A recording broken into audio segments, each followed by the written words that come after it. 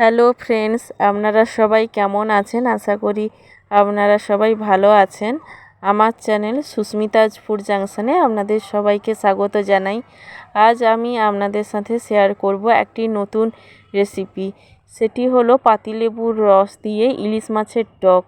কিভাবে আমি এই রান্নাটি করি সেটি দেখার জন্য পুরো ভিডিওটিকে স্কিপ না করে দেখতে হবে।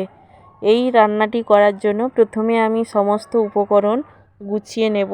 এখানে উপকরণ হিসেবে আমি নিয়েছি সর্ষের বাটা, সর্ষের তেল, নুন, হলুদ, দুটো কাঁচা লঙ্কা, ফোড়নের জন্য সামান্য সর্ষে এবং একটি গোটা পাতিলেবু, এবং নিয়ে নেব আমি ইলিশ মাছ, যেটাকে আমি নুন হলুদ মাখিয়ে কিছুক্ষণের জন্য রেখে দিয়েছি। এরপর আমি ওভেনে কড়া বসিয়ে দেব। কড়াইয়ের মধ্যে দিয়ে দেব সর্ষের তেল। সর্ষের তেলটা গরম হয়ে গেলে আমি ইলিশের পিসগুলোকে একটা একটা করে দিয়ে দেব। এই মাছ ভাজা হতে বেশি টাইম নেয় না, সামান্য নাড়াচাড়া করে ভেজে নিলেই হয়ে যায়। তবে মাছগুলো উল্টানোর সময় খেয়াল রাখবেন যাতে ভেঙে না যায়, কারণ এই মাছ অনেক নরম হয়। ভাজা হয়ে গেলে আমি মাছগুলোকে একটি প্লেটে উঠিয়ে নেব। মাছগুলো ওঠানো হয়ে গেলে আমি ওই একই তেলের মধ্যে দিয়ে দেব সর্ষে ফোড়ন। সর্ষে ফোড়ন দেওয়া হয়ে গেলে আমি এর মধ্যে দিয়ে দেব দুটো কাঁচা লঙ্কা। কাঁচা লঙ্কা দেওয়া হয়ে গেলে আমি এর মধ্যে দিয়ে দেব হলুদের গুঁড়ো।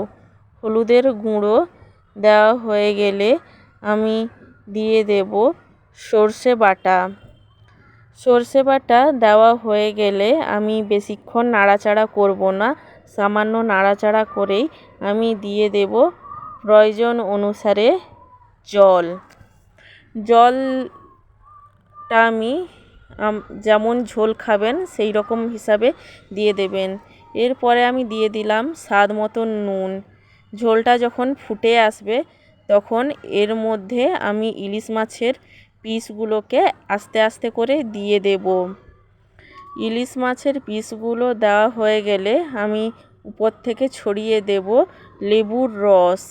লেবুর রস দিয়ে আমি বেশিক্ষণ ফোটাবো না, ব্যাস একটু কাঁচা তেল আমি উপর থেকে ছড়িয়ে নেব, এবং তেল ছড়িয়ে নিলেই আমার ইলিশের টক রেডি হয়ে যাবে। এবং এই মাছের টকটিকে আমি নামিয়ে নেব এবং গরম ভাতের সঙ্গে সার্ভ করব।